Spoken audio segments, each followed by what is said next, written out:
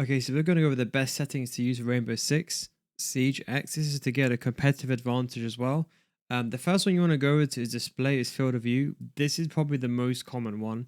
As you can see, look with the field of view greater, you can see basically more of your surroundings. You can see like the beginning on the left hand side. You can see we can just see just the edge of that. If I go back into settings and I go to display and I put this to 60, you can see you don't see that begin sign. So you can see like I'm aiming right in the middle. Look on the side of the screens.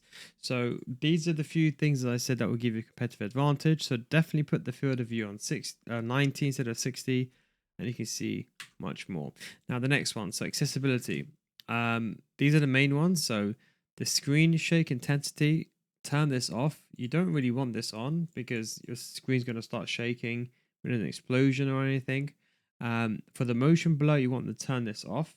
Like, why would you want motion blur on? You want to be able to see things clearly, and your eyes to actually see stuff, as opposed to having this motion blur that makes it look a bit more realistic. But you don't want that when you're playing competitively. VFX is up to you. White glares when there's a flashbang, your screen will go white. Dark glare, it will go black. Now, I would probably say use the dark glare or the black glare. I've been using it for years when CS on other games, and when CS:GO introduced it, I used it also. It's fantastic because what it does is that when there's a flashbang, your screen goes black. It's less harsher on the eyes, and it's much easier for color collaboration after for your eyes. And also, if you're playing at night time, the last thing you want to see is a white flashbang. The tinnitus SFX. This is basically when you get a flashbang, you get that noise kind of for a bit. It's kind of like a whining noise and kind of fades out. You don't want that, so you want to put that on muted.